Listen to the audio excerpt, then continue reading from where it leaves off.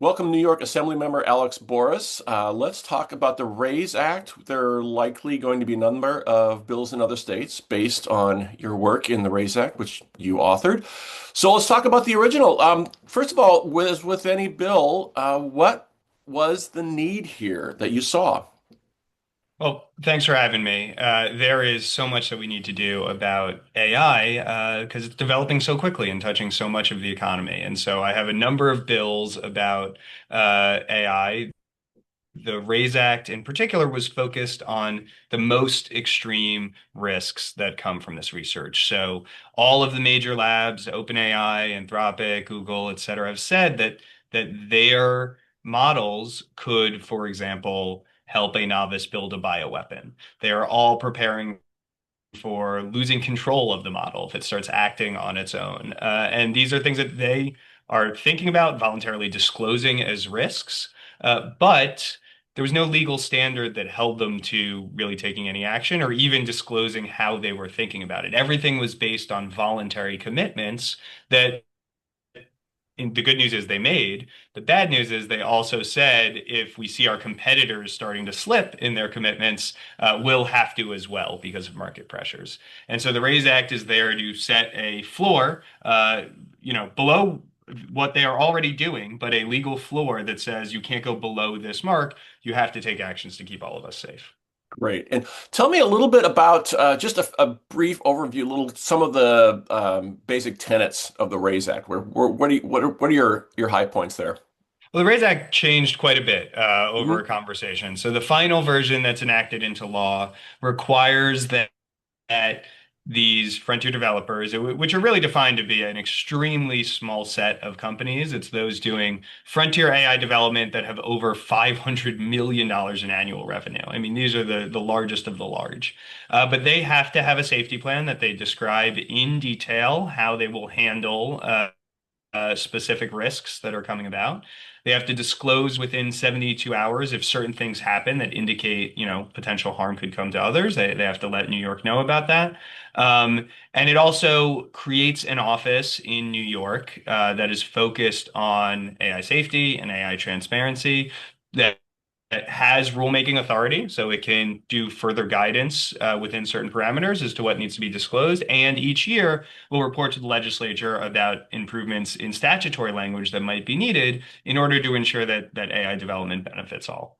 Right, right. Now, these are AI bills often are bills that require a lot of what do I say information offering to colleagues. And what are some of the questions and concerns that your colleagues initially had, and how did you address those?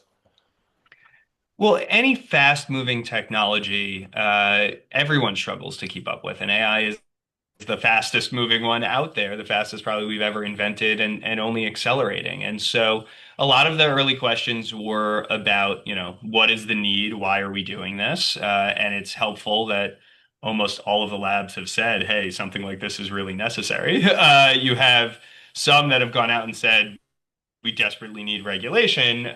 You have others who have just said these are real risks and someone needs to do something about it. And so that helps get people over the hump that there is a need here. And then they'll ask about what the potential downsides are of the bill. And that's where you'll have, certain entrenched interests engage in good faith. And you'll have certain that don't. And so being able to be extremely clear about what the bill does, what it doesn't do, where you've maybe made trade-offs in how to design the bill.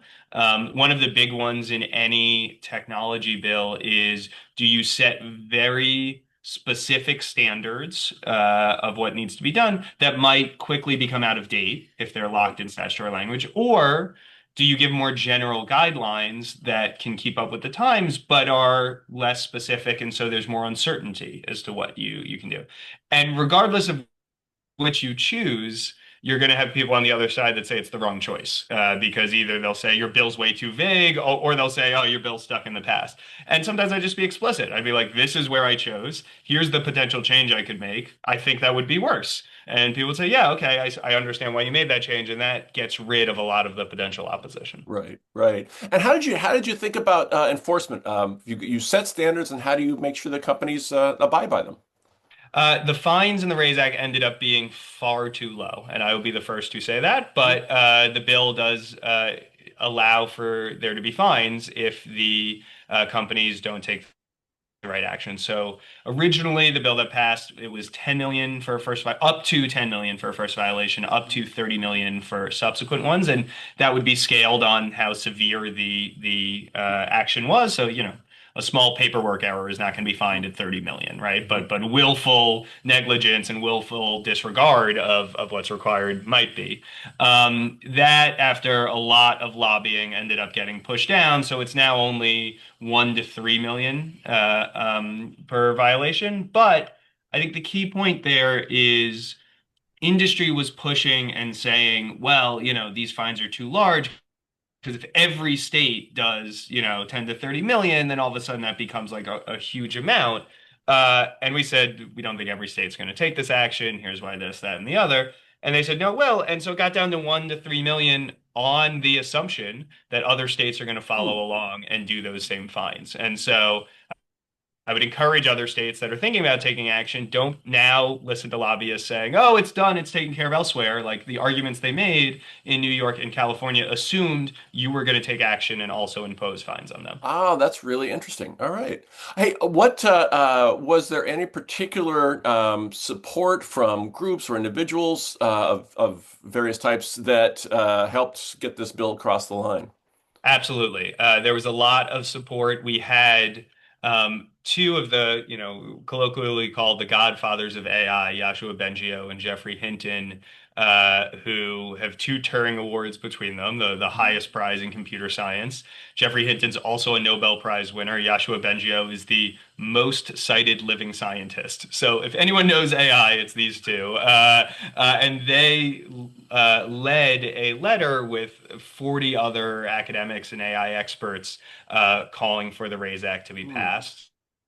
We had a lot of outside groups get involved. So labor unions wrote in, some venture capital firms wrote in, some startups wrote in, and a bunch of advocacy groups. So a few that I'd mentioned, the Secure AI Project was very involved, and Code Justice was very involved, and Transparency Coalition Hmm. came to New York and advocated for a couple other bills we're working on, but were really helpful in explaining everything that's going on in AI and why the RAISE Act would also be a good bill to pass. Great, great. Hey, how are you working with the governor and her office in the coming session? There's going to be some revisions. Tell us a little bit about what you expect to see there. Well, I think Governor Hochul, I said this before the RAISE Act, I'll say it afterwards, is the most forward-looking governor in the country in terms of balancing innovation and all that we want to see from AI and the potential risks associated with it. In her last two budgets, she's both done things like Empire AI, which invested a lot of money in buying GPUs, buying the advanced chips needed for AI research for our universities so that we could accelerate research in New York and give our academics a leg up and then also lead to more spin-offs of jobs and companies, I should say, that create jobs in New York. So she's been very forward-looking on the innovation side, and she's also been worried about the risks. In these same budgets, she put forward requirements around chatbots that they actually disclose that they are a chatbot, that they have a responsibility for looking for language that might be indicative of potential self-harm and direct people to resources. So she's really been working that balance, and the RAISE Act is square within that of thinking of we want a lot of innovation, but we also want to be sensitive to the potential harms. So there's a lot more to do going forward. I think some tweaks that were taken out of the RAISE Act in this past year the last 6 months have shown are even more necessary now. Mhm. And so there may be additional aspects to add in, but there's also other bills that got close to passing last year that I'm excited to get over the finish line this year. Tell me a little bit about that. I want to hear what you're working on in the AI related area in the coming session. Yeah, well, two bills I've worked really closely with the Transparency Coalition on have been one on training data transparency and one on content provenance. So the training data transparency passed the Assembly, I believe unanimously. There might have been one no vote, but it was overwhelming support, and just ran a time in the Senate, and we're hoping the Senate can pass it quickly. It's based on a law in California that requires the developers of models to disclose basic information about the data that went into training it, the kinds of data that were involved, and if it involved any personally identifiable information, if it involved any copyright information. And this is important both for holding accountable to people who are training, but more importantly, allowing you as a user to understand what that model should be able to do and should not. And was it trained on data that's actually relevant to what you are trying to work with? The second piece on content provenance, I think, is one of the most undercovered stories about artificial intelligence, which is there is a real solution out there for deepfakes. And we have been told for so long that it's always going to be this cat and mouse game of there'll be better generators and then better detectors and then better generators.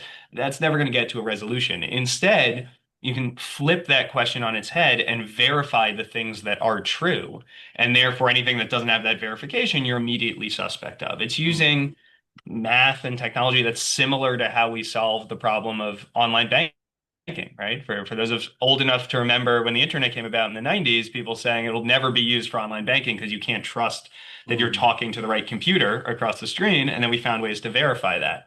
And so there is a free open source metadata standard called C2PA that can be attached to any standard audio, image, or video file format that cryptographically proves whether that piece of content was taken from a real device, generated by AI, and or how it's been edited over time. Now, you need to get the regulations right to ensure both that it's just requiring the information about the verification and not personally identifiable information, and also that it can evolve over time as new standards come to be. But if we can have policies that encourage the usage of that or similar standards, we can make real progress in eliminating deepfakes and restoring a level of trust in what we see and hear online. And Great. so those two bills I'm really excited about getting done this year. Fantastic. Looking forward to watching them advance. Hey, last question for you. Do you have any words of experience and wisdom for legislators in other states who might be thinking about introducing a bill in this area, which can be a little intimidating sometimes? I think that's exactly what I was going to lean into is don't be intimidated. So first, you're going to be told you don't understand it. I promise you, if you dive into it, you'll understand it more than the lobbyists who are coming to speak to you about it. You can actually really get to know this and rely on other experts that you can talk to. There are many groups out there that can be quite helpful as you've heard throughout this interview. So you can actually understand it. You will understand it more than the lobbyists who are there. And you know it's so important. You're hearing it from your constituents. So fight through it. I think the only other tip I would give is, for example, with the RAISE Act in particular, I knew there was going to be a lot of opposition to it. And so I started early. I actually sent drafts of the bill to all of the major labs and asked for red lines multiple times. And that, A, just helped me understand, find ways to improve the bill. But B, understand where potential opposition might be coming from, and show that I had engaged in good faith and asked for any changes to it. But perhaps more important in getting it done, I spoke to other legislators and to internal staff, and I said, hey, there's going to be a lot of opposition to this. I know it. Here's why, and also why it's still urgent. Because at least in New York, I don't know how it is in every other state, but at the very end of session is when we both do most of our legislating, and is when it's so easy to say, oh, just wait till next year, right? Like, let's analyze this in the off session. And so before we got to the end of session, I was telling people, it's really important. It has to be done this year. There is going to be opposition. Like, get ready for it. And I think if you start off your session by telling people that message, when it comes, they're all prepared for it and you can still get the bill done. Ah, terrific. Thank you, New York Assembly Member Alex Bores. Thank you for joining us and passing on your wisdom today. I really appreciate your time. Thanks for having me and thanks for all that you do in getting the message out about how necessary some of these steps are and for advocating for them.